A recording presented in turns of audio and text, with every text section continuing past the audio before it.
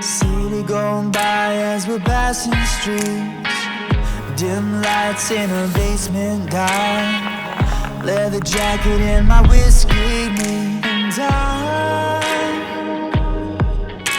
can't find a way to compromise unless I'm looking in your eyes. And I know we're leaving all the rules behind. Welcome to the wild. It's every man for himself. Welcome to the wild. I'm crazy. I hope your 2022 is off to a fantastic start. We are in the best time ever for having amazing camera and gear to work with. We have so many great options out there. It's just a matter of decluttering what is the right tool for you. It might be an iPhone, it might be a GoPro, it might be a Sony full frame camera, it might be a Canon full frame camera, maybe even a Nikon. No, but seriously, you have some great options, and I've grown up on the Sony camera system. Today, I'm not really here to tell you what camera to buy. I want to give you some examples, some specific examples, shooting with the three major camera options that if I were to look to buy right now, I would look at. Without waiting any longer, here's a few tests from the Sony A7C, the Sony A7IV, and the Sony A7S III. Let's roll. Sony A7C 24mm 1.4 ISO 6400 white balance 4400.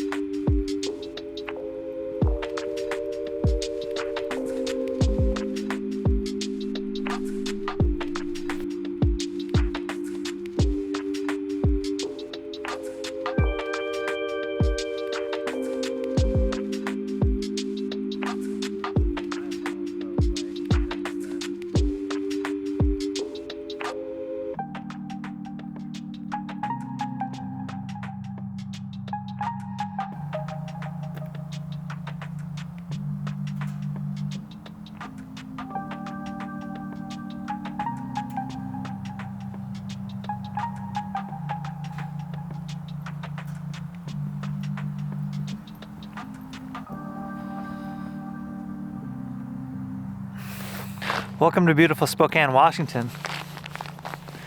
Pretty cool scene. We're gonna do a little A7C versus A7IV versus A7S III picture test. You're gonna get a chance to see the autofocus. I'm gonna do this on the 16 to 35 f4. Right now it's at 35. I'll walk back and forth. You'll get to see what the autofocus looks like. I find that this is traditionally one of my best autofocus lenses. I'll do this and then the A7S and then the A7IV.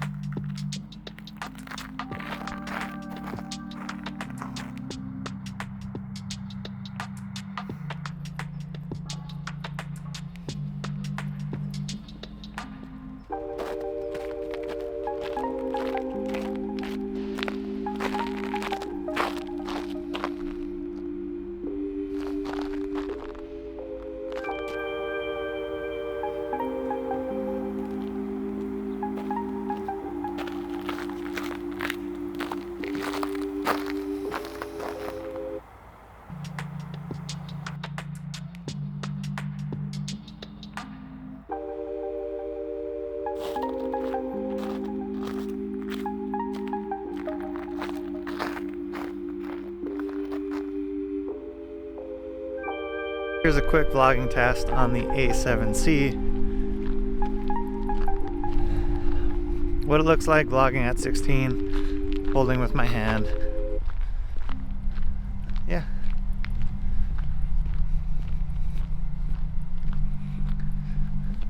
Okay, now we'll go into 24. A little tighter. Walk it back. Here's what it looks like vlogging at 24. It's a cold one out here today. It is beautiful though. All that frosted stuff out there. Here's a quick vlogging test with the A7S III at 16mm. So you can see what it looks like vlogging. See if there's any shake.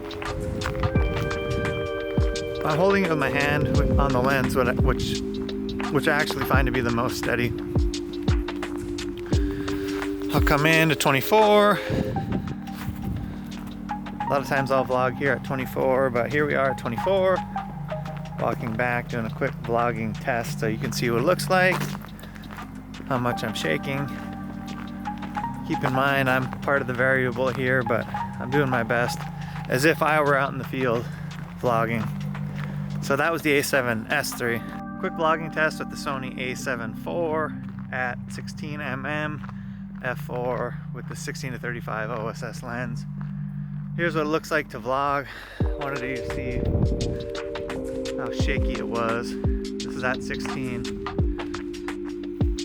And then I'll go up to like 24 because I vlog quite a bit at 24. I know a lot of people like going a little wider, but here's 24 on the way back on the A7IV. Here's a quick vlogging test for you.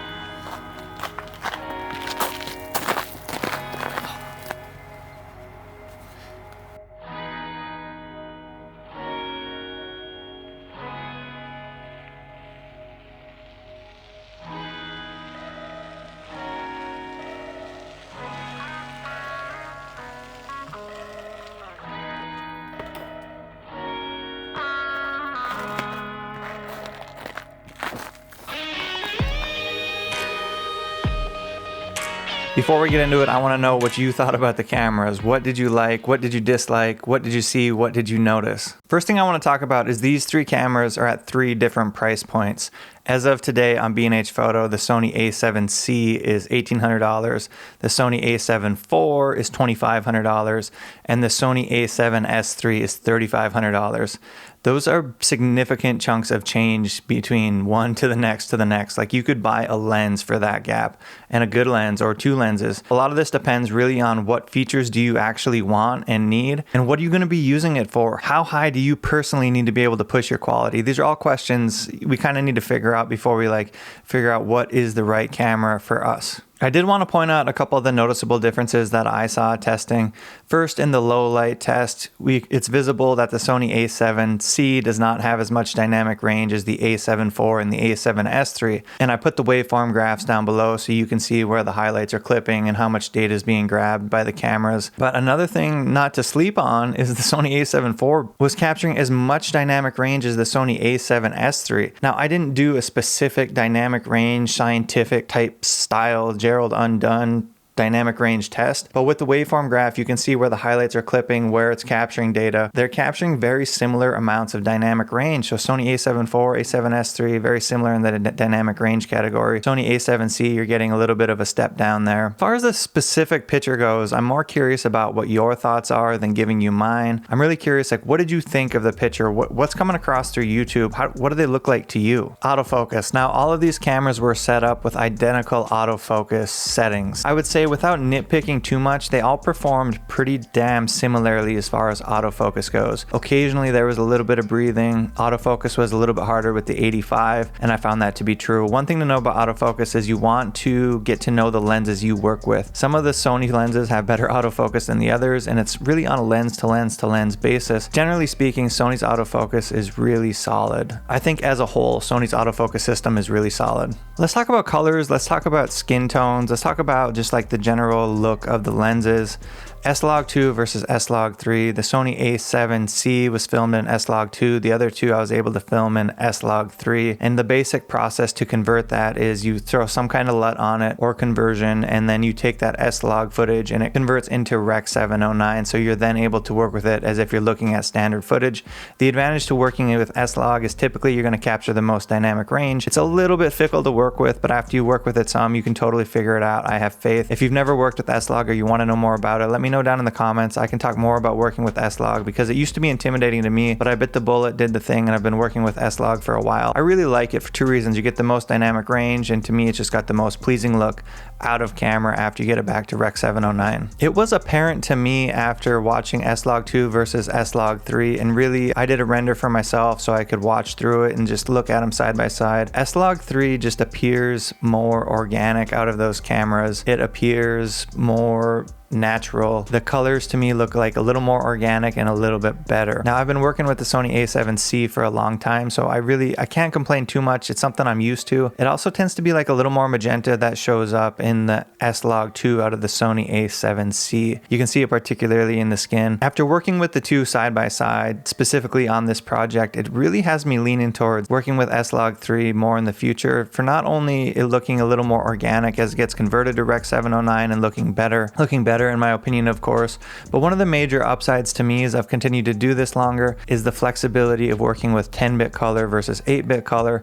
Basically, we're just getting more data to work with. We're able to push the colors around more. We can push the colors and the color grade around more than we could with 8-bit. Now, if you can't afford to jump to a 10-bit color system right away, I wouldn't discourage you and say you need to wait until you can get to 10-bit.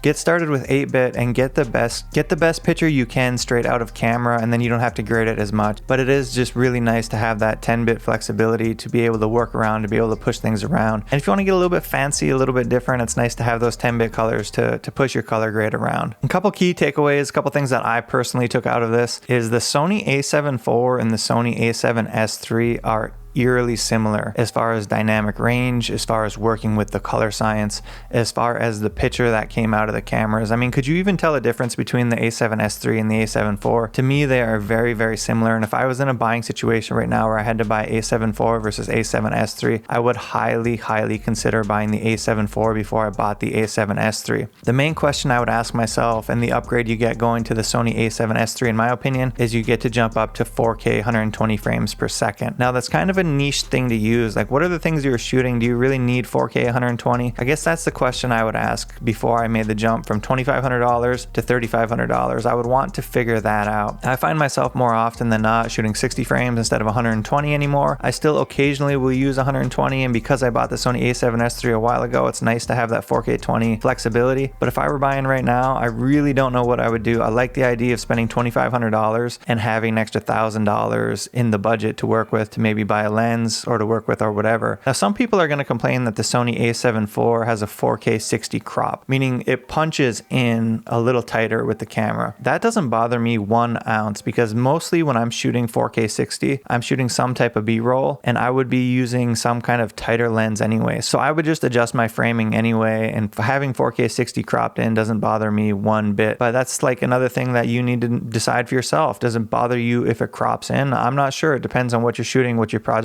are, and what are the things that you're making. I wanted to put this sample footage together and make this little test to help you along with your buying decision. Sony A7C, Sony A7IV, Sony A7S III, they're all great cameras in their own right. It just depends on what are the things you want to use them for, what is the budget you have, and what are the features that you really need or you're most fired up about. I am really curious because you're seeing this footage through YouTube. What are you seeing? What did you see in the video? What did you like? What did you dislike? Did you notice anything that I didn't talk about? Do me a favor and subscribe if you'd like to see more. Leave the video a thumbs up if you enjoyed this style of video, and I will catch you back here for the next one.